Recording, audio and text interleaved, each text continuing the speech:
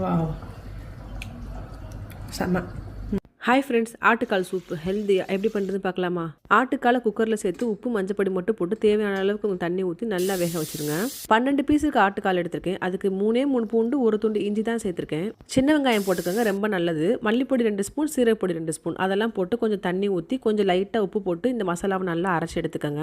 குக்கரில் pressure release ஆனதுக்கப்புறம் open பண்ணி பாருங்கள். இந்த மாதிரி நேச்சுரலாக அது ஒரு ஆயில் ரிலீஸ் ஆகிருக்கும். அதுதான் ரொம்ப நல்லது உடம்புக்கு. இப்போ அரைச்சி வச்சு இந்த மசாலாவை சேர்த்துக்கோங்க. கொஞ்சம் ஜாரை க்ளீன் பண்ணி அந்த தண்ணியை அதில் ஊற்றி விட்ருங்க. அவ்வளோதான். ஒரு 10 to 15 மினிட்ஸ் இந்த மசாலாவோட அந்த கால் நல்லா கொதிக்கட்டும். ஒரு சொட்டு கூட ஆயில் யூஸ் பண்ணாமல் இந்த மாதிரி ஹெல்த்தியாக செஞ்சு பாருங்க.